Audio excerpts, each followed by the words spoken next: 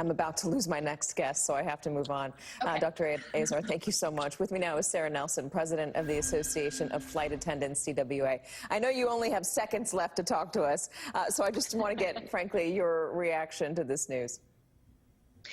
Well, Katie, we had a mixed bag of opinions about this all through our union, so we didn't take a position on extending the mask mandate. But what I will tell you is that it's always difficult when decisions are made and policies are changed on a moment's notice, because people who were in flight yesterday who had made a decision to buy an airplane ticket because there was the mask mandate in place, and suddenly they were on a plane and it was being announced that people could take off their masks, and you can't just walk away from a plane. I think Dr. Azar was also fantastic talking about the fact that this is not just planes, this is buses and subways and other transportation systems where we all have a shared space, and it's really important that we are all looking out for each other and thinking about not just ourselves, but the situation that someone else may be in.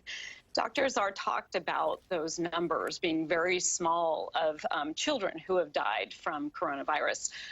But I am a flight attendant who has seen people going to funerals on our planes, and who have seen people who are flying because they are going for a medical treatment.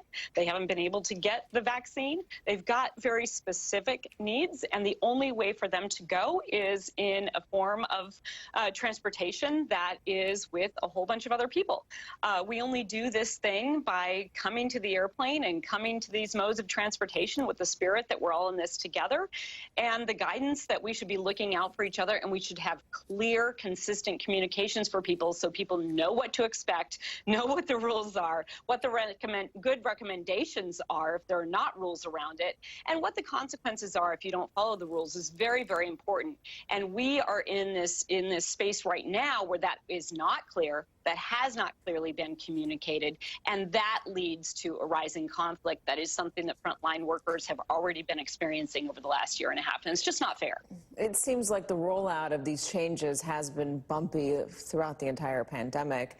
What did you think of, it seemed like on some planes the pilots took it upon themselves to announce the rule.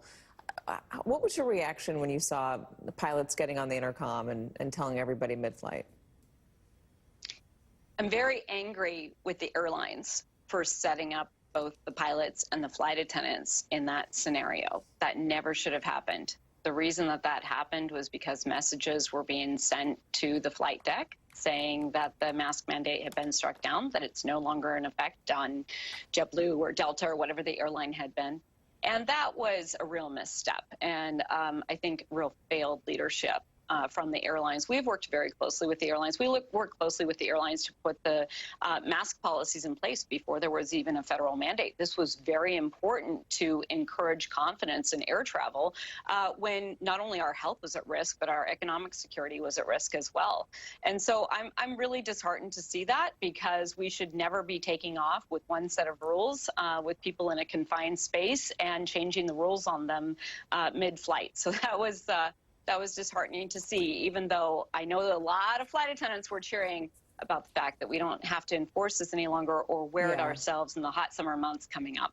I think there's a lot of people out there who are ready to move on and ready to stop wearing a mask, and I understand that. I also understand, you know, you go to an airport, you get on a plane, you get on a train, again, with one set of rules, expecting travel to be this way, preparing for it to be that way, and to be blindsided mid-flight if you feel uncomfortable or if you are in a position of vulnerability, that would be difficult. Thank you so much, Sara, for sticking around with us. Katie. I know we've eaten up a little too much of your time. I'm so sorry about that, but we hope to have you on again soon.